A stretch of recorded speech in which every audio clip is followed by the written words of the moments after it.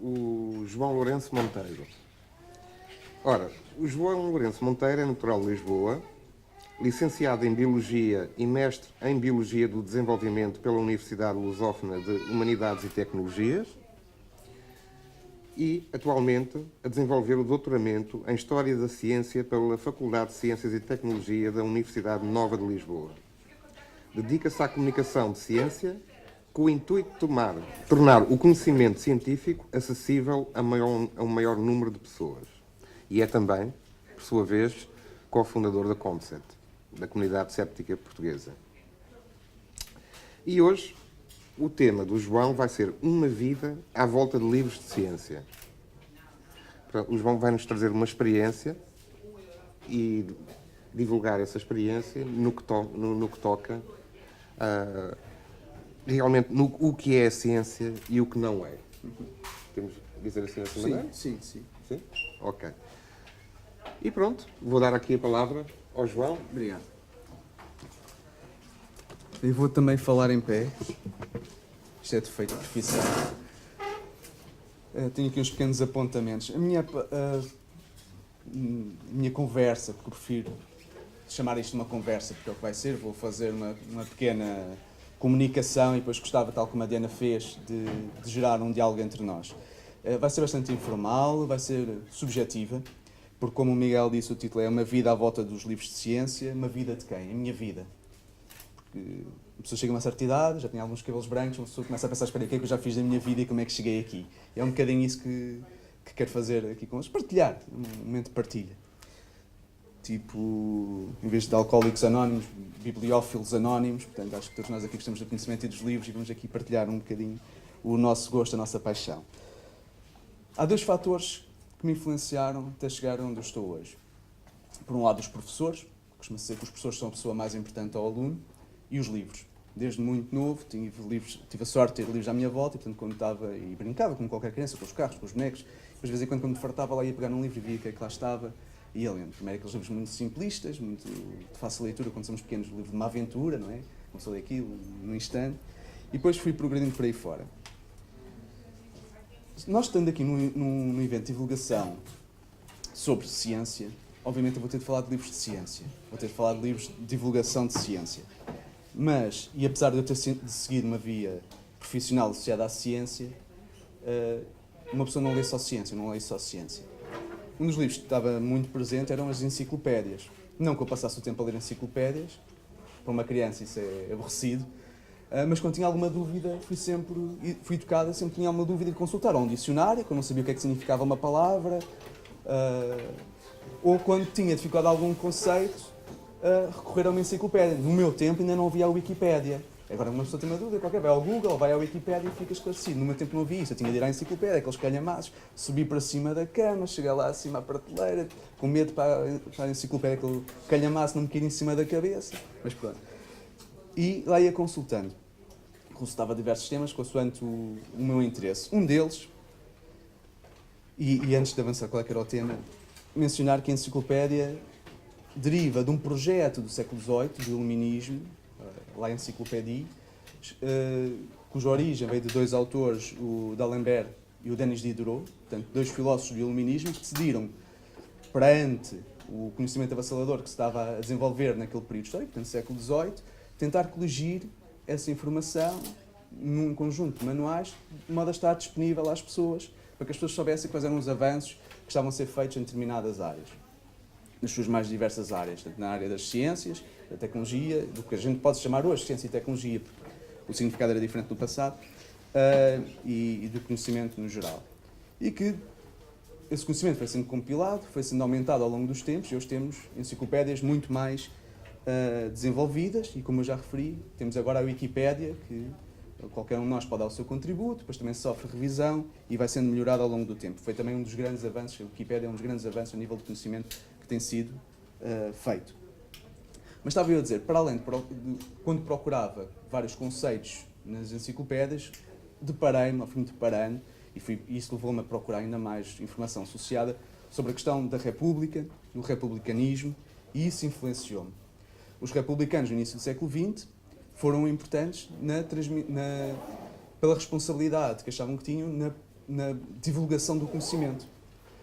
A Liga de Instrução Pública, promoção de escolas, na altura não havia ainda o ensino gratuito no Estado Social como existe hoje, portanto, promoção de escolas, principalmente para a classe operária, e isso ficou marcado de algum modo. De algum modo como? Levou-me a sentir que todos nós podemos ter um papel ativo, não somos só espectadores passivos, mas podemos ser atores ativos na sociedade, e isso dá-nos algum peso, dá-nos uma grande responsabilidade. E se temos peso, poder ou responsabilidade, temos de usar isso do modo correto. O que é usar este poder ou este conhecimento do modo correto? Bem, isso depende de cada um. Cada um é que sabe avaliar e que sabe como implementar. Mas já vou aí. Voltando aos livros e aos livros de ciência. Quando comecei a me interessar mais por ciência, portanto isto agora já estava na escola, 6º, 7º, 8º ano, fui-me deparando cada vez mais, começou-me a crescer o interesse pela ciência e fui começando a procurar livros de divulgação científica, na altura. Naquela altura não havia a variedade de livros de divulgação como há hoje. Na altura, se queríamos assim livros de divulgação científica, comecei-me a perceber que havia uma editora que tratava disso, que era a Gradiva. Um dos livros que me chamou mais a atenção e que eu gostei e que me fez procurar por mais outros livros desse tipo de divulgação de ciência foi o livro Física Divertida de Carlos Filhais. Carlos Filhais é um físico, eu preciso falar mais alto para aí. O Carlos Filhais é um físico, professor da Universidade de Coimbra, que na altura um dos poucos livros que ainda tinha escrito de divulgação era o livro Física Divertida e que pretendia passar esses conhecimentos de física, que são às vezes um bocado complexos, especialmente quando tratam de física teórica, para um público mais alargado e até para um público jovem. Ora, eu pertencia a esse público-alvo, como a gente chama em comunicação, a esse público-alvo a que era dirigido o livro. E comecei a ler e comecei a me interessar. Era o ano em que eu ia começar a ter a disciplina de Físico-Química. Eu estive a reler agora o livro há pouco tempo e encontrei os dois exemplos que me atraíram mais nesse livro. Foi um relativo à impulsão e outro ao movimento dos projéteis ou dos corpos. Relativamente à impulsão da água, eu vou ler aqui, o Carlos Filhais pega na definição do princípio da impulsão, explica que todo o corpo mergulhado num líquido está sujeito a uma força de direção vertical, de sentido baixo para cima, e cuja grandeza é igual ao peso do volume do líquido deslocado. E o que é interessante nesse livro é que ele começa com definições, começa com histórias, nas histórias começa a introduzir as definições e depois dá exemplos práticos. E foi isso que mais me atraiu em física. Aquilo não era, afinal, uma disciplina completamente teórica, era algo que tem aplicações práticas. E através daqueles pequenos exemplos que o Carlos Filhais dava, era possível ver a aplicação que um dia a dia. Ou seja, no caso da impulsão, podemos fazer experiências na banheira, ou com copos de água, colocar coisinhas dentro do copo, encher o copo com água, colocar lá pesos, colocar lá objetos e ver o que é que acontecia, a água, o volume, e uma criança entretém-se, um jovem entretém-se com aquelas coisas. Ia na altura não tinha pratos, tinha a banheira, enchia aquilo, punha-me lá dentro, via a água a sair. Aquilo era um cargo de trabalho para a minha mãe. Mas comecei a ver que era possível fazer experiências com aquilo, experimentar. E a outra era do movimento dos projéteis, em que ele deu o exemplo de um caçador que ia caçar, via um rinoceronte, tinha uma arma, conseguia calcular que o rinoceronte estaria a 500 metros e sabia que a arma também disparava até 500 metros. E a questão era se conseguimos acertar no rinoceronte ou não.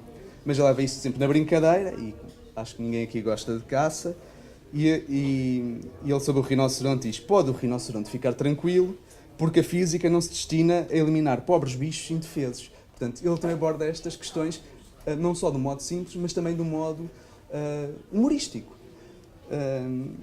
E pronto, e a conclusão era, ele punha-nos a pensar, será que sim, será que não, será que a bala chega lá ao rinoceronte? E depois, através das várias explicações, percebe-se que não, porque o movimento é parabólico, não é linear, é parabólico, vai cair aos pés do rinoceronte e depois com a força do atrito até nem sequer chega aos pés do rinoceronte. Mas isto influenciou-me e fiquei a pensar, isto para começar, a física realmente é interessante, tem uma aplicação prática, nós conseguimos visualizar as coisas a acontecerem. E a maneira como está explicado é de uma maneira interessante, apelativa. Pode ser que um dia, e foi aí que começou a surgir o sonho, um dia vou escrever um livro de divulgação de ciência, de um modo assim mais ou menos. E o Carlos Filhais tornou-se o meu herói a partir dessa altura. O meu herói intelectual, por assim dizer. isto teve um aspecto positivo e um aspecto negativo. O aspecto positivo é que eu gostei tanto disto e comecei a conseguir visualizar estes fenómenos a ocorrer na física. Quando comecei então a ter a disciplina de Físico-Química, fui muito bom aluno na física. O problema é que era Físico-Química e não havia na altura ainda, como acho que ainda não há, um livro de Química divertida. E eu comecei a ser um ótimo aluno na física e um péssimo aluno na química. Tanto que isso deixava a professora perplexa, como é que o João tem boas notas na física, depois vai a química e vai por aí abaixo. Pronto, é verdade. Ainda hoje gosto muito de física e química, pronto. Não sou um desastre, porque tive de me aplicar ainda mais, com mais determinação, mais horas de estudo, mas pronto, olha. Já consegui conversar com o Carlos Filhais e já lhe disse, pá, a ver se escrevem lá o rei do livro de Química Divertida, pode ser que alguém que não passe pelo mesmo problema que eu. Mas a ciência não se faz só, a divulgação de ciência não se faz só através de livros de divulgação. Faz de outras maneiras. Através da banda desenhada, por exemplo. Eu comecei por ler aquela banda desenhada do Rato Mickey, quando era pequenino, depois fui crescendo, fui ganhando outros interesses, as aventuras, o Lucky Luke, não sei o quê, até que comecei a ver, adquirir outros interesses. Toda a gente agora conhece as histórias da Marvel e da DC Comics, certo? Os super-heróis da Marvel, os Vingadores e isso tudo. Há ciência também nessas revistas de banda desenhada. Obviamente é a ciência mais leve e há muitos erros. No entanto, alguns dos personagens eram cientistas. O Peter Parker, por exemplo, ele estudava genética. E, para começar, essas revistas são interessantes porque abordam também questões sociais. Cada personagem, se vocês forem ver bem, tem o seu dilema social ou dilema pessoal. No caso do Super-Homem, Clark Kent foi adotado por uma família, ele não se sentia enquadrado, sabia que era diferente, sentia-se diferente. E quando era muito novo não sabia bem, sentia-se deslocado e depois percebe que, é-lhe contada a história, que veio de outro planeta, por isso é que daí a razão dele se sentir deslocado. Mas era a história do filho adotivo. O Batman, o rapaz que perdeu os pais. O Peter Parker perdeu o tio, vivia numa classe baixa, tinha de trabalhar para ter rendimentos, o tio morre, tem de ajudar a tia. E houve aquela frase do seu tio antes de morrer, que grande poder traz grande responsabilidade, e isso vai acompanhá-lo também ao longo da sua vida. Depois temos outros heróis, como por exemplo o Hulk. O Hulk se calhar dos mais fantasiosos, porque era mais uma vez, era também um cientista, mas que se transforma naquele monstro, primeiro na história cinzento e depois ao longo do tempo vai avançando naquele monstro verde que a gente conhece e que também aparece nos filmes. O Hulk, todos estes heróis são inspirados ou na mitologia, se formos a ver a história do Super-Homem, é inspirado na mitologia. O Hulk também é inspirado, não na mitologia, mas em histórias de ficção científica. É uma mistura de duas personagens, o Frankenstein, por um lado, principalmente na maneira como ele era representado inicialmente, e do Dr. Jekyll e Mr. Hyde, do Robert Louis Stevenson. E isto é outra maneira também de transmitir conhecimento, através da ficção científica. Portanto, já temos aqui várias pistas, pode-se transmitir conhecimento ou divulgar ciência através dos livros de divulgação de ciência, através da banda desenhada de algum modo, e através da ficção científica. O que é curioso na ficção científica, mais do que transmitir ciência, é refletir sobre a ciência que é feita no seu período. Ou então tentando antecipar a ciência que poderá vir a ser feita. E isso também me levou a refletir e a questionar a própria ciência que é feita no meu tempo. Que escritores de ficção científica existem? Bem, existem muitos. Não vou pôr aqui a mencionar todos. Podemos falar do Asimov, podemos falar do H.G. Wells e do Jules Verne, que foram se calhar os dois que me influenciaram mais. No caso do Jules Verne, nós conhecemos Viagem ao Centro da Terra, Volta ao Mundo em 80 Dias, Da Terra à Lua, etc. Mas eu sempre que falo de Jules Verne, tenho que falar de uma obra que é pouco conhecida, que é o Clovis da Ardentor. Quanto à história, é muito engraçado porque, mais uma vez, o Júlio Verne utiliza o humor nas suas histórias. E como podem ver, já falei no Carlos Filhais e no uso do humor, o Júlio Verne e o uso do humor. O humor é muito importante também porque torna a transmissão do conhecimento, a comunicação mais acessível. Não é aquela coisa tão pesada. E então a história do Clovis da Ardentor conta a história de dois primos franceses que vão para a Argélia para se alistarem no exército à procura de uma vida melhor. E para ir para a Argélia vão no navio. E é no navio que se passa a maior parte da história, em que conhecem outras personagens ficam à espera então, de um tal senhor, que é o Clóvis da Ardentor, um senhor que vem atrasado para apanhar o navio, todos têm de esperar por ele. É um senhor muito rico, um industrial, muito abastado, só que não tinha descendência. E então, um dos primos, Marcel, tinha conhecimentos de direito e pensava, espera aí, se o Clóvis da Ardentor estiver em perigo, e se nós o salvarmos, ele vai ter de nos adotar. E se nos adotar, nós ficamos ricos porque vamos herdar a sua fortuna. Então tentam arranjar mata de estratagemas para colocar o homem em perigo, em falso perigo, para poderem resgatar.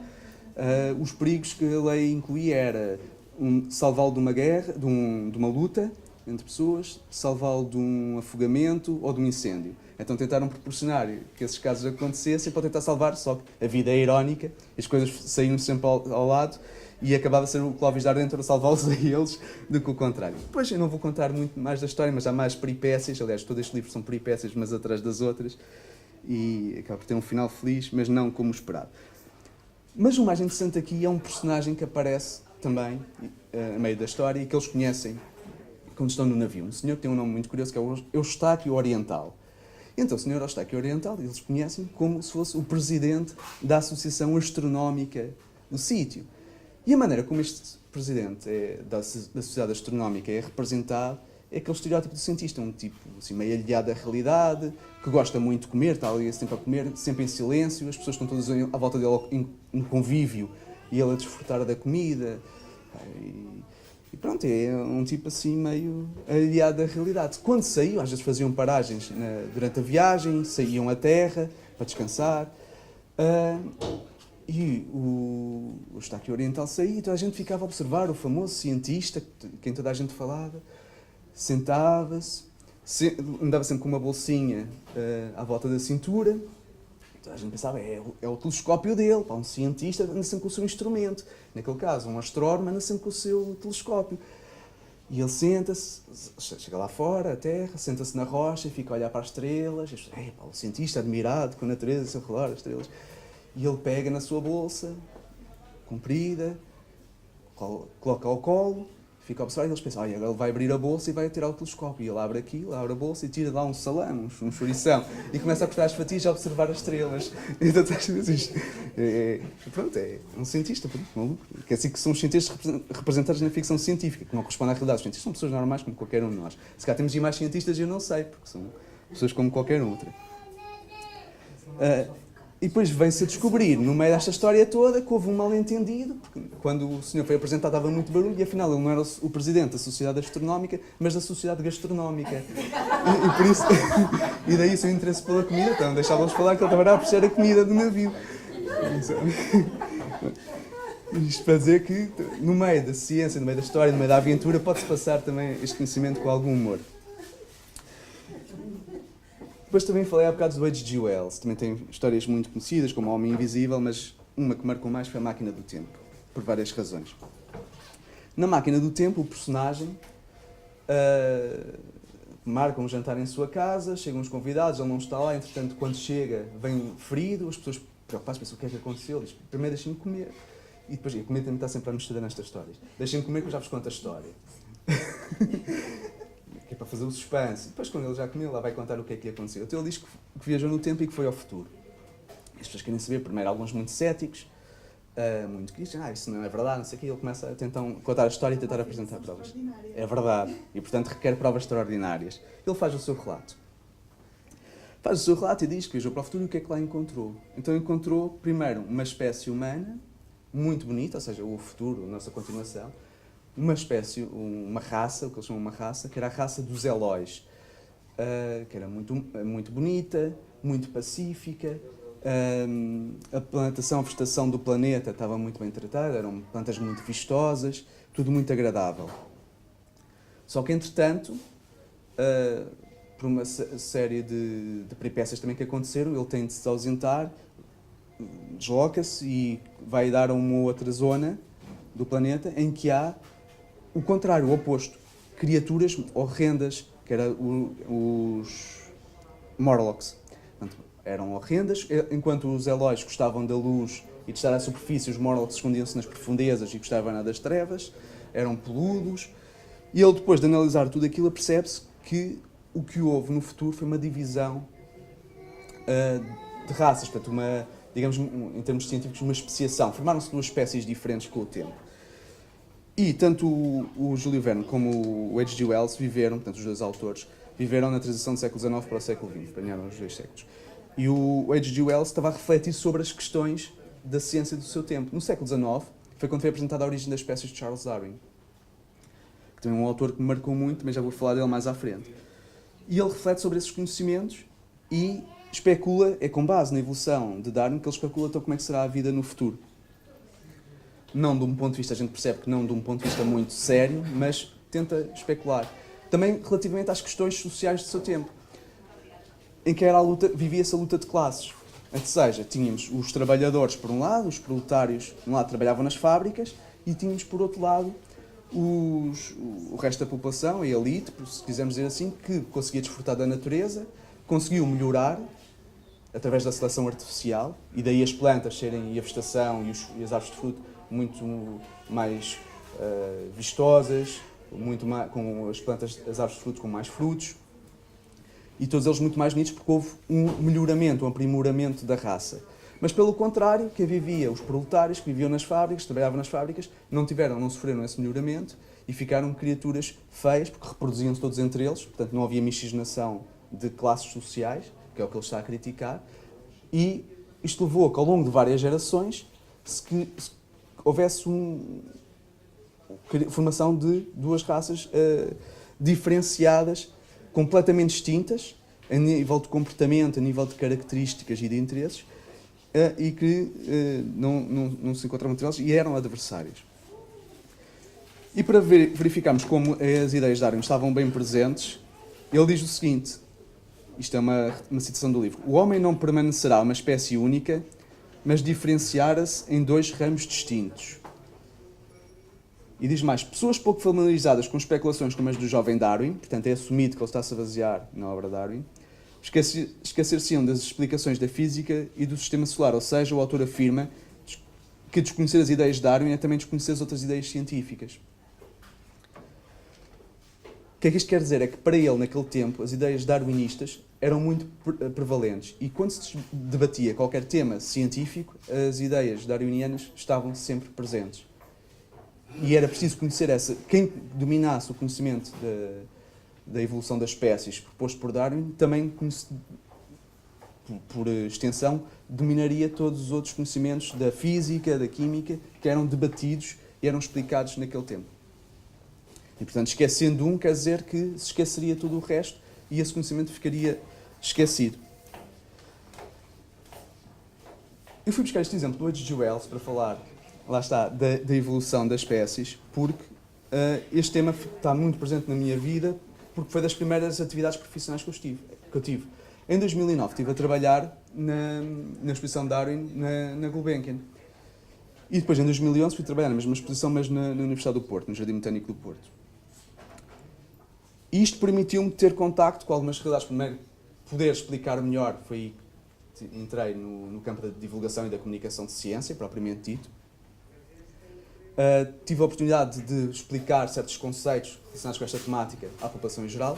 Apercebi-me que em Portugal o conceito do debate entre a evolução e o criacionismo não é muito prevalente, tirando em curtos meios, em espaços muito fechados. Alguns religiosos, por exemplo, junto às testemunhas de Jeová, não temos muito conhecimento, não temos uma grande propensão ainda de evangélicos em Portugal, portanto, que é onde o criacionismo também é mais prevalente.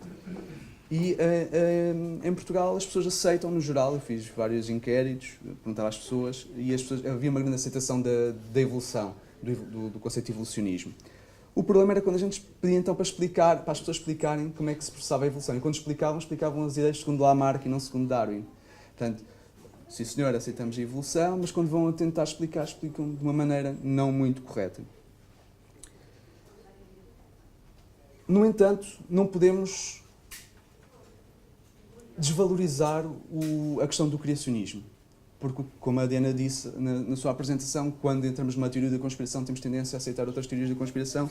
Quando aceitamos, do mesmo modo, quando aceitamos ideias de negacionismo de ciência, e o criacionismo é uma ideia de negacionismo de ciência, porque é um daqueles exemplos em que nós temos a certeza que existe evolução, porque as provas já são tantas e vêm de várias áreas, vêm da parte da botânica, vêm da parte da zoologia, vêm da parte da própria geologia, da transformação da Terra. Por exemplo, os criacionistas acham que a Terra, ou acreditam que a Terra só tem 6 mil anos, quando há evidências de várias ordens que indicam que a idade da Terra é de milhões de anos. E, portanto, são várias as disciplinas que todas juntas fornecem evidências de que existe evolução, ponto 1. O que é debatível é, então, qual é que será o mecanismo de evolução? Um dos mecanismos proposto por Charles Darwin foi da evolução por seleção natural, que basicamente diz o seguinte: existem organismos, seres vivos, indivíduos de uma determinada população, que se reproduzem entre eles. E ao reproduzirem-se deixam características. E essas características são muito diferentes dentro dos indivíduos da mesma população. Por exemplo, basta olhar aqui para nós, somos todos da mesma espécie, somos todos da mesma população aqui de Lisboa, no entanto somos diferentes. Uns mais baixos, outros mais altos, uns de olhos mais claros, outros de olhos mais escuros, uns mais magrinhos, outros mais gordos. Tudo isto chama-se variabilidade interespecífica, diferenças dentro da mesma espécie. E à medida que vai havendo reprodução, várias gerações, a população vai crescendo e estas características vão-se lá mantendo.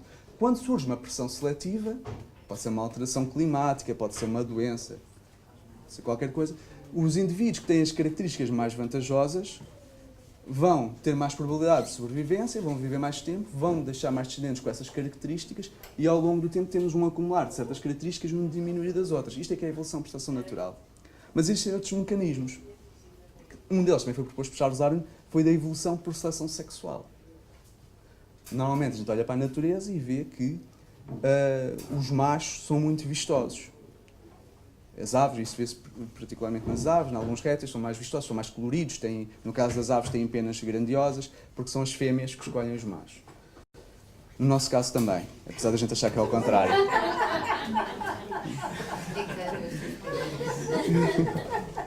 Sim, porque nós somos uns animais, pertencemos ao reino animal, não diferenciamos muito dos outros. E isto para explicar que há dois mecanismos, e os mecanismos são debatíveis, e existem muitos outros. Existe também o da deriva genética, que este é mais complexo, que já não vou entrar por aí. Mas para dizer que há vários mecanismos, de vez em quando, à medida que é feita investigação, vão-se tentando compreender os mecanismos, outros modelos. Nem todos são complementares. Por exemplo, Darwin dizia que a evolução era lenta e gradual. Mais tarde, já no século XX, um geólogo, um paleontólogo, aliás, o Stephen Jay Gould, diz que não, que a evolução é feita por saltos. O pontuacionismo, exatamente. É o saltacionismo pontuado, assim que se chama. E então, estas duas visões de evolução parecem ser opostas, mas na realidade a evolução por saltos dá-se em locais muito específicos, por exemplo, onde há catástrofes ou erupções vulcânicas, e aí sim parece que existe uma evolução por saltos. Mas na realidade estas duas visões são complementares. Normalmente a evolução é lenta e gradual, em certos contextos pode-se dar por saltos. Portanto, as ideias de Darwin continuam prevalentes e a evolução, como eu expliquei, não há qualquer debate. Mais uma vez, como a Diana disse há bocado, há pessoas ou há grupos que tentam dizer que os cientistas estão em debate se há evolução ou não, que isso não é consensual, mas isso são debates fabricados. Dentro da comunidade científica é consensual que existe evolução. No entanto, obviamente, há debate sobre os mecanismos, mas estes também estão sendo cada vez mais validados à medida que a investigação é feita. E entra aqui a minha primeira experiência mais próxima com o fabrico de um livro. Porque nós nessa exposição, aconteceu uma história engraçada, porque nessa exposição de Darwin, da evolução de Darwin no Porto, apercebemos, nós éramos monitores lá, estávamos a tentar explicar às pessoas, mas às vezes tínhamos, fora do nosso horário da visita guiada, ficámos a guardar as salas. E de vez em quando víamos um dos seguranças a passar por nós com o seu bloco de notas, olhava para nós, assinava, tomava notas no seu apontamento e seguia. É verdade, e eu vou desabafar aqui com vocês, que aquilo nos causava um bocado de desconforto no início, porque parecia que estávamos a ser vigiados por alguém, quer dizer, o segurança devia estar a vigiar as pessoas que lá estavam, o público, não era a nós, estávamos a fazer o nosso trabalho. E sentimos um bocado mal, parecia que ele estava a tomar notas de onde é que nós estávamos, na nossa posição, estávamos no sítio correto, se não, deixou-nos um bocado incomodado. Mas depois começámos a entrar dentro do nosso trabalho e a ficarmos cada vez mais no que nos interessava, que eram as pessoas, nós temos já de explicar as coisas às pessoas, e começámos também a dar-nos bem com o segurança, com os seguranças lá, com aquele em particular, e deixámos de ligar àquilo. O senhor de vez em quando olhava e tal, olhava assim para os placares, que nós tínhamos também placares positivos, ele olhava para aquilo, que nós escrevessem umas coisas, mas pensava ver se estava tudo bem. Só no final da exposição, cerca de 6 meses depois, é que nos apercebemos do que é que ele estava a escrever. Ele estava a escrever poemas. Ele estava com atenção ao que nós estávamos a dizer para tomar as suas notas. E depois ia para casa a refletir naquilo e escrevia poesia sobre a vida de Darwin. Portanto, a exposição estava dividida em 3 partes. A vida antes de Darwin, a vida de Darwin e a vida pós-Darwin, que falava da genética. O senhor acho que não tinha sequer o ensino secundário, portanto a parte da genética passava-lhe ao lado e ele decidiu focar só na vida de Darwin. E retratou através da poesia a vida de Darwin, desde que ele entrou no navio, o Beagle, até o que ele descobriu pelo caminho, como é que chegou à sua teoria e falou um bocadinho da evolução naquele livro. Isso para mim foi das coisas que me agradou mais, porque é isso que a gente, enquanto comunicadores de ciência, queremos, é não só passar o conhecimento de modo unidirecional, daqui para aí, o que nós queremos é gerar diálogo, que as pessoas fiquem a pensar no que nós estamos a explicar e que aquilo lhes entre de alguma maneira e que depois até que produzam alguma coisa. Se conseguirem produzir alguma coisa com o que aprenderam, melhor. E ele fez aquilo da melhor maneira, que produziu, fez, ou conseguiu conceber um produto cultural. Foi um conjunto de poemas. Nós achamos aquilo tão bonito, pensávamos, isto não pode ficar assim. Que não eram só poemas, como eram também desenhos. Era um grande ilustrador.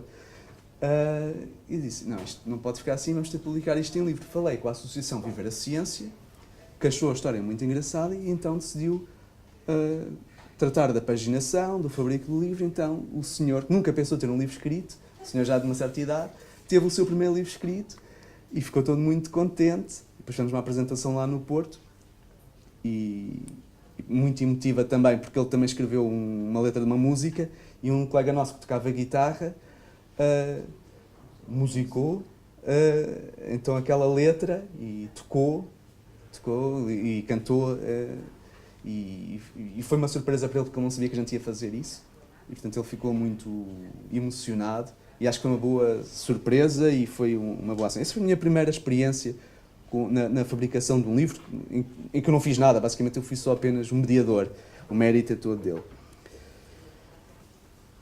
Ainda dentro da evolução, já vos falei do Stephen Jay Gould, o tal paleontólogo que falava da evolução por saltos. De vez em quando perguntam-nos quais são os 10 ou os 20 livros mais importantes. Ou, se fôssemos para uma ilha deserta, que livro é que levaríamos? Eu tenho muita dificuldade em responder a essa questão, porque seria sempre muito injusto. Mas já há um que eu sei que levaria comigo, A Falsa Medida do Homem. A Falsa Medida do Homem é um dos livros do Stephen Jay Gould, que aborda a questão da medição de inteligência. Na transição do século XIX para o século XX e muito no século XX, este era um tema em voga. E criaram-se mitos, criaram-se também pseudociências à volta deste tema. Através da medição do QI e isso tudo. Quem é que eram os mais inteligentes? Normalmente os mais inteligentes eram sempre os ocidentais, de uma classe favorecida, e os outros não. E isto levava a fortalecer um conceito que era o determinismo biológico, ou seja, as pessoas nascem de uma determinada maneira e têm essas características até ao final. Isto é vantajoso, é muito útil, principalmente para quem está numa posição dominante, porque está a legitimar. E a ciência faz exatamente o contrário disto. A ciência não legitima nada. A ciência coloca em causa certos factos, certas ideias, vai testá-las. E estas ideias, apesar de dizerem que havia ciência por trás, muita desta ciência era forjada. É um dos problemas que a Diana dizia, que às vezes há em ciência, é a utilização da ciência para validar certas ideias e preconceitos, que foi o que aconteceu aqui. Uma das experiências era pegar em crânios de pessoas de diferentes raças, colocar sementes lá dentro e medir o volume, usar essa estratégia para medir o volume dos crânios.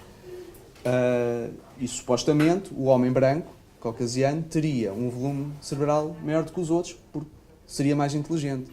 Acontece é que quando punham lá as sementes isso não batia certo. E então o que faziam para o crânio do homem branco ter mais sementes era compactar bem as sementes para caberem lá mais. Pronto, isto é tudo menos científico, isto é anticientífico. E é isso que o Stephen Jay Gould, na sua obra, vai fazer, é pegar nos vários estudos que foram feitos e vai tentar desmistificá-los, e vai tentar corrigir, e vai tentar explicar quais é que eram os conceitos por trás, quais é que eram os preconceitos, a ideologia. Por exemplo, para medir o QI dos imigrantes. Os Estados Unidos, a eugenia não existiu só na Alemanha. Existiu por toda a Europa, havia sociedades eugénicas, em Portugal também, e nos Estados Unidos também. E então, naquele período da Primeira Guerra Mundial, entre a Segunda Guerra Mundial também, houve um conjunto elevado de imigrantes, principalmente italianos, irlandeses, e não só, mas principalmente esses que foram para os Estados Unidos, à procura de melhores condições de vida. Alguns eram migrantes, outros eram refugiados, foram à procura de melhores condições de vida. Quando chegavam lá, tinham de prestar provas para saber o que é que se ia fazer com eles, e faziam os chamados testes de QI. Então punham muita gente numa sala fechada, apertada, com muito barulho, pessoas que não sequer sabiam a língua, eles davam instruções de como é que se fazia o teste. Agora, pessoas com muito barulho, numa sala pequena, apertada, com muito barulho, que não ouviam, e quando ouviam não percebiam porque é uma língua diferente deles, tinham ali uns testes, eles tinham que responder, eles não sabiam o que é que estavam a responder, nem como responder, não sabiam as regras, e claro que depois os resultados eram baixos. E os técnicos olhavam para aquilo lá, estes gajos têm um teste de QI baixo, portanto não merecem estar em determinado patamar, vamos pô-los em condições, bem, em alguns casos houve esterilização química, isto foi o caso mais extremo, noutros eram atribuídos atividades ou colocados em certos contextos que não eram os mais favoráveis, ou seja, não era uma avaliação justa e equitativa. E é isso que o Stephen Jay Gould analisa e que faz debunking, ou seja, desmonta e explica. E critica o determinismo biológico que não existe. Nós podemos melhorar-nos ao longo do tempo. O Stephen Jay Gould foi também muito importante nos livros de divulgação, não só sobre este tema, mas de divulgação sobre a evolução. Foi com ele que aprendi mais, assim como com o Richard Dawkins, que são dois biólogos. O Stephen Jay Gould já faleceu há alguns anos, em 2002, salvo erro. O Richard Dawkins ainda é vivo. E foi com eles que aprendi mais sobre a evolução e que me ajudou a preparar, então, para as visitas guiadas que eu fazia e para a formação que tenho hoje. E agora voltamos outra vez aos autores nacionais. Há bocado falei do Carlos Filhais, cujo livro ali, A Física Divertida, que tive a oportunidade de o conhecer anos mais tarde na Feira do Livro, com quem estabeleci algum contacto, e que voltei, mais uma vez, anos depois, a encontrá-lo, ou a reencontrá-lo na literatura, agora a escrever em parceria com um bioquímico, que é o David Marçal, mais novo, e que escreveram dois livros muito importantes, o Darwin aos Tiros e Outras Histórias de Ciência, e Pipocas com Telemóvel, e Outras Histórias de Falsa Ciência. Portanto, um seguiu ao outro. No Darwin aos Tiros, eles começam a entrar também na divulgação da história da ciência, que é uma área minha cara e na qual eu estou a trabalhar atualmente, sempre com o seu humor requintado. Aliás, a gente vê quando há uma tirada de humor, a gente já consegue perceber mais ou menos quando é que é o humor do Carlos Filhais e quando é que é o humor do David Marçal. São os dois bastante cómicos, mas com sentidos de humor diferentes. E no Pipocas com Telemóvel influenciou aqui a história da Concept, porque eles falam então da pseudociência. Eles foram dos primeiros, nós já acompanhávamos o que estava a ser debatido a nível de ceticismo, a nível internacional, mas podemos dizer que tanto o Carlos Filhais como o David Marçal foram os primeiros a abordar estas questões de ceticismo em Portugal. E outro livro que também li, que me influenciou e que me marcou, que é um livro do Michael Shermer, intitulado Porque Acreditam as Pessoas em Coisas Estranhas. Para além de ele abordar a questão do negacionismo e o negacionismo do Holocausto, que está bastante presente na atualidade ainda, há pessoas a negar que houve o Holocausto, com aquele número de mortes, e que não houve Holocausto nenhum. Isso não é ceticismo, isso é negacionismo, como a Diana já explicou e porquê. Mas ele fez outra coisa muito importante, que trata o nosso livro. O nosso livro, como a Diana explicou, chama-se Não Se Deixe Enganar, porque nós não é só não nos deixamos enganar pelos outros, mas por nós mesmos. E às vezes deixamos-nos enganar pelos vieses, pelas nossas próprias experiências, pelos nossos interesses. O Michael Shermer era ciclista e quando praticava desporto recorria a suplementos alimentares, para ter melhor performance e tudo. Até certa altura ele vai começar a confrontar essas atitudes dele e vai à procura de evidências. Já não me recordo bem porquê, talvez porque alguém chama a atenção que aquilo não tem muita evidência, ele vai à procura de evidências e apercebe-se que muitos desses suplementos, e há bocado estamos a falar da mundividência da pessoa, da maneira como a pessoa entende o mundo, que se calhar a maneira dele ver o mundo estava um bocadinho errada. E foi a procura de evidências, foi assim que se tornou cético, ou que melhorou, não é que melhorou, mas que se dedicou mais ao ativismo do ceticismo. E começou a explicar às pessoas o que eram evidências, porque é que as evidências são importantes, e está presente em muitas coisas do nosso dia-a-dia. No caso dele era no ciclismo, e acho que muitos de nós, nos suplementos para o ciclismo, para a atividade esportiva, mas acho que muitos de nós, mesmo os céticos, nós não somos infalíveis, e essa é a mensagem, eu já estou a terminar, é aqui que eu queria chegar. Nós não somos infalíveis. Nós, se calhar, estamos mais atentos a certas afirmações que nos chegam, a certas alegações, e sabemos desmontar algumas, mas muitas vezes também somos enganados, seja pelos nossos próprios viés, seja por outras pessoas. E é importante, sempre, perante uma afirmação extraordinária, então, pedirmos evidências que sustentem. Eu acho que é isso que nos prepara melhor, é pedir evidências. Nós, de algum modo, já falámos sobre isso em várias tertúlias nossas, somos influenciados por... fomos moldados por algumas crenças e atitudes que nós tínhamos. Determinados temas que gostávamos de ler, uns mais de autoajuda, outros mais do que é natural. Depois começámos a pôr isso em causa. E é isso, eu acho que o ceticismo ajuda-nos a estar mais bem preparados, e isso é importante, quanto mais cedo, melhor, porque, tal como a Diana disse, é importante a educação. E é através da educação que a gente prepara os outros e preparamos a nós mesmos. E eu disse no início falei na República, não foi por acaso, não vou deixar isso pendurado. Como eu comecei por dizer, os republicanos tiveram um papel muito importante na formação das pessoas, na educação, na promoção de escolas. Portanto, o ensino e a educação sempre esteve muito presente no ideal republicano. E tal como eu falei há bocado também do Peter Parker, de grande poder traz grande responsabilidade, a partir do momento que nós temos voz e temos palco, nós temos poder. E ao ter poder, temos de usá-lo com responsabilidade. E eu optei por usar, então, a minha vida, quando eu comecei por dizer, não sei o que é que estou a pensar, a refletir o que é que eu estou a fazer com a minha vida, e é um bocadinho isso, é pegar em todas estas minhas influências, da divulgação de ciência, da banda desenhada, da ficção científica, para transmitir conhecimento, para refletir e para informar. Portanto, e é isso que eu tenho feito com a minha vida, e espero continuar a fazer, que é pegar no conhecimento e contribuir para a educação. Porque se nós todos juntos trabalharmos no mesmo sentido, muitos de nós juntos, cada um tem os seus interesses. Se cada um de nós, com os seus interesses, arranjar pessoas e se agruparem e promoverem, uns da arte, outros a medicina, outros a ciência, vamos ter um mundo muito mais instruído, com mais conhecimento, mais informado, capaz de tomar decisões mais informadas e mais saudáveis. Por exemplo, no caso da vacinação, que já foi aqui falado antes, não ter medo das vacinas e perceber que as vacinas são úteis e que são um bem social.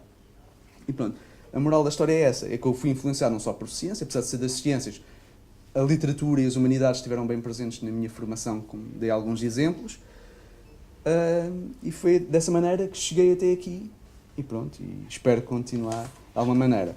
Para terminar, então gostava também de passar a voz para esse lado, e se quiserem comentar, colocar alguma questão, estão à vontade.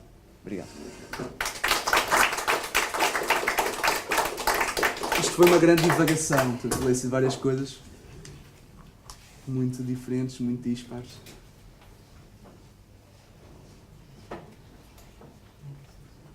Eu sei que não sou a Diana, não tenho a mesma maneira interessante de falar com ela. O Sr. João referiu a importância que nós temos na capacidade em ciência de analisar, de mudarmos a nossa opinião quando analisamos as coisas. Eu valorizo imenso o Stephen Hawking e a vida que ele fez, e acho que em termos de história de vida é capaz de ter sido dos poucos cientistas que ao longo da vida publicou uma teoria e publicou teorias a contrapor essa mesma teoria. Portanto, se há evidência de que nós temos que ter a mobilidade suficiente para nos adaptarmos à mudança, e que isso não é um ponto fraco, mas é se calhar o ponto mais forte que a ciência tem, Sim. que é a evolução, a capacidade de aprender mais, de aprender com o erro, de mudar Sim, o erro, exatamente. de crescer outra vez. Stephen mostra-nos isso. Ele faz uma tese de licenciatura com uma teoria, faz uma tese de doutoramento que contrapõe essa teoria. Ao longo da vida edita a breve história do tempo com uma teoria, agora em póstumo sai exatamente a teoria oposta. Portanto, não conheço nenhum cientista que faça isto, que tenha tempo de vida e capacidade intelectual suficiente para se autocorrigir, para capacidade de autocrítica, capacidade de se promover novas teorias com aquilo que ele próprio soube. E eu acho que isto não é um ponto fraco da ciência, ao ponto que, embora seja crítico por várias pessoas, está sempre a mudar. Não está sempre a mudar, está sempre a evoluir. Senão nós ainda tínhamos um telemóvel da idade da pedra. Não tínhamos. Mas já vemos código Morse, não é? Porque conduzíamos forte. E, portanto, a ideia é mesmo essa, é ter a capacidade de perceber que mesmo os melhores cientistas, de acordo também com a Steven, a inteligência é a capacidade de nos adaptarmos à mudança. E eu acho que isto é mesmo assim, é contrapor as pseudociências e todo o conhecimento que não é científico e que até nos pode trazer mal, não com um absolutismo científico, mas com a capacidade que a ciência tem de mudar e mostrar que, pá, que não era bem assim. Há outras formas melhores de fazer a coisa. Sim, exatamente. E Steven faz exatamente o que você diz. Tem episódios dos Simpsons em que ele é um personagem, tem livros como Uma Breve História tem uma trilogia para os miúdos, mais ou menos aí com 11, 12 anos, que é uma viagem no tempo. Agora não me recordo dos 3 títulos, em que ele escreve com a filha e conta os princípios da astronomia básicos, com as melhores bases possíveis. No fundo é um dos mais valorizados físicos teóricos. Sim. E tem como objetivo ser super humorista, conseguir chegar às crianças, conseguir fazer... Portanto, acho que essa capacidade de ser humilde o suficiente. E é difícil, quando chegar aos mais pequeninos e explicar conceitos científicos corretos, sem levar a concepções alternativas, sem deixar que elas terminem. Aos mais pequeninos é muito difícil, mas é o princípio para deixar lá uma sementezinha. Sim, porque é isso que vai influenciar as gerações futuras, é verdade. E o interesse. É verdade. O que disse da correção da ciência é isso que torna a ciência mais forte. É quando está errada, consegue corrigir. Autocorrigir-se, exatamente. Isso normalmente é feito pelos pares, a revisão de pares, através das publicações, ou após publicações, através dos debates, etc. Fortalece a ciência porque permite esse mecanismo corretivo. Mais difícil é o exemplo que mencionou do Stephen Hawking, corrigir-se a si mesmo. Isso é mais difícil. O Darwin fez um bocadinho isso. Quando ele estava a escrever. Precisa de muita humildade. Não é? Tipo, afinal eu disse aquilo tudo, vendi milhões de livros a dizer isto, mas afinal não é bem assim. Ou humildade ou o medo. No caso do Darwin, quando escreveu A Origem da Espécie, ele demorou muito tempo a publicar. Ele já tinha a teoria mais ou menos elaborada, grosso modo, quando regressou da viagem do Beagle, que durou 5 anos. Mas demorou, hesitou, por causa de todas as questões sociais e religiosas que poderia eventualmente levantar a sua ideia. E que existiam, não é? E que existiam, sim. E então ele hesitou. Foi só quando o Wallace escreveu uma carta a dizer que tinha uma determinada ideia sobre a evolução, que era muito semelhante à ideia dele de seleção natural, é que ele disse: espera aí, é melhor despachar-me a publicar e vamos publicar isto em conjunto. Mas isto para dizer que quando o Darwin escreveu A Origem das Espécies, ele diz, isto pode ser assim, mas antecipou as críticas que lhe poderiam ser feitas. Ou seja, ele não só tinha receio de como é que a sociedade iria reagir àquilo, mas como é que os próprios pares iriam reagir à sua ideia. A parte da evolução já era mais ou menos consensual. O que não era consensual era a questão da seleção natural, o mecanismo em si. E como é que eles iam reagir a esse mecanismo. Então, na sua explicação, ele tenta sempre dizer, mas pode-se pensar que não será assim por este e este motivo, mas essa questão eu respondo desta maneira. E o livro está todo escrito dessa maneira.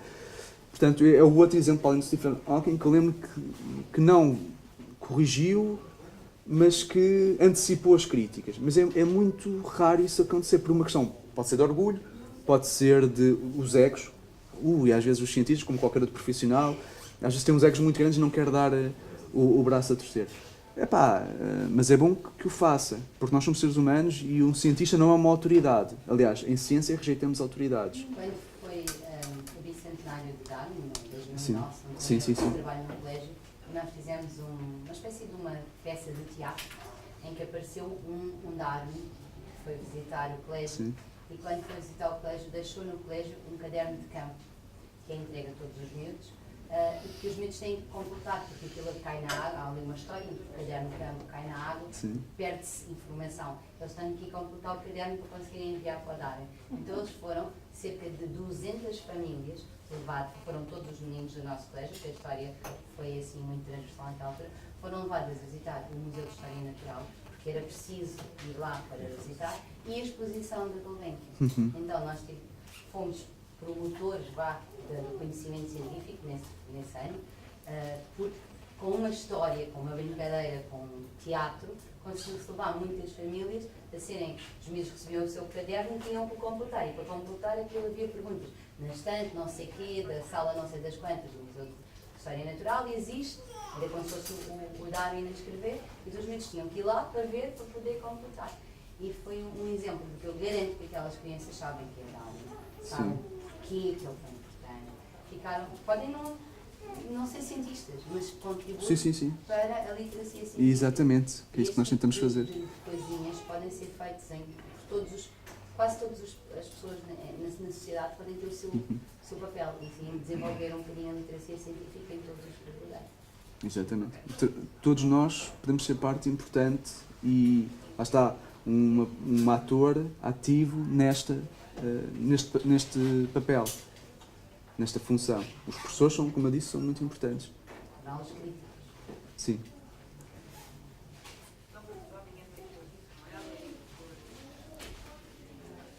Quando estavas a fazer essas leituras adolescentes, já fazias essa ligação entre a banda desenhada, os super-heróis, a ficção científica e a relação que isso tinha com a ciência, com problemas societais atuais? Sim. Já? Sim. Tentava fazer, em alguns casos, ao ler essas histórias de banda desenhada, está claro que é isso que eles querem fazer. E eu pensava, ok, se isto é neste contexto, então no nosso contexto real, porque eu sabia que aquilo era ficção, não é? Então, no nosso contexto real, como é que isto se processa? O que é isto de engenharia genética? Será que os conceitos de engenharia genética, por exemplo, no caso do Homem-Aranha, é onde a genética está mais prevalente, isto é mesmo assim, não é? E eu percebi-me que não, que aquilo era ficção, que ele estava lá. Por exemplo, uma das histórias do Homem-Aranha, eles falam muito, é da teoria das cordas. E eu na altura não sabia o que era isso, a teoria das cordas. E fui-me procurar, e serviu como ponto de partida para me procurar informar o que era isso, a teoria das cordas, afinal. Foi isso que me chutou o interesse, tentar saber então o que é isso. Portanto, às vezes servia para explicar, outras vezes servia para lançar a dúvida e para explicar uma curiosidade para ir à procura. Muitas vezes as explicações estão mal explicadas, mas não interessa. Para ali não interessa que é ficção. O que interessa é falar conceitos e depois você vai à procura dos conceitos. E achas que os teus colegas tinham essa mesma curiosidade e essa procura? Depende de cada um. Eu acho que não. Acho que depende de cada um e da mesma maneira que cada um interpreta um filme de uma maneira ou uma série de uma maneira. Uns procuram, por exemplo, quem vê a Big Bang Theory, é uma comparação mais ou menos próxima, porque é sobre ficção, não é sobre ficção científica, mas é sobre ciência, um humor com ciência. Pronto. E há quem olhe para aquilo para rir-se das próprias piadas, que percebe, que tem uma origem científica e percebe a piada. Há pessoas que estão a assistir àquilo apenas por causa da história, como se fosse uma novela. Já agora, a mim estava um bocado de suspense de dizeres que o facto de estar errado não era importante porque aquilo é ficção. Mas, Neste caso, a banda desenhada. Porque é claramente ficção. Mas também no caso de qualquer seja a ficção, ou seja, a ficção científica, ou seja mesmo um thriller, Sim, seja na ficção científica sou mais exigente. Por vezes esses erros são aquilo que vão moldar a nossa percepção de ciência. Eu sei. Um cientista maluco, não é? Sim. Um cientista desgrenhado, que Sim. inventa e Sim, que sim, constrói sim, um sim, mundo. sim. Isso pode influenciar Sim. de maneira completamente oposta à que tem influenciado aquilo. Eu sei.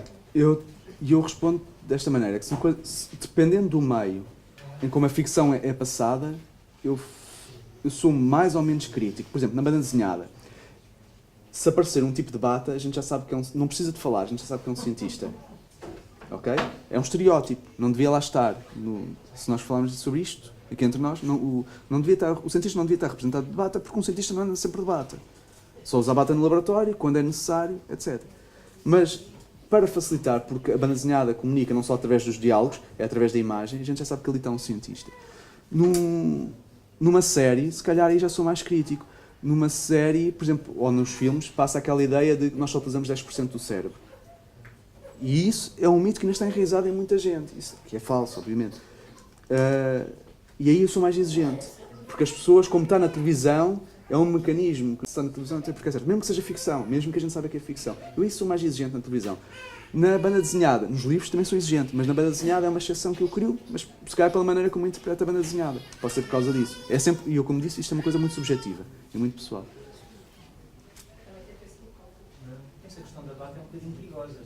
Parece assim, se os debates já vêm a calcitrim Pois. da manhã E isso é um problema, porque as pessoas... Exatamente, as pessoas estão em casa a ver o programa, a tal publicidade, e pensam que é um cientista verdadeiro que está ali, que está cientificamente testado, etc. Exatamente isso. E por isso é que é um problema. Ou então até mesmo na porta, a porta. Porque aconteceu a Leonor, está lá uma pessoa a bater à porta de bate e a dizer que queria medir as radiações. E que tinha um produto para vender que era contra as radiações. Isso tudo, portanto. Ela com muitas perguntas, ela depois desistiu. Pois, façam perguntas. Na dúvida, façam perguntas a ver como é que a pessoa se desenrasca. E pronto, olha, dou então por concluída e vou passar a palavra ao Miguel para, não sei se queres fazer um intervalo, se queres apresentar já o Armando, como é que queres fazer isto? Um intervalo de 5 minutos. Sim. Obrigado a todos. Só para descansar um pouco.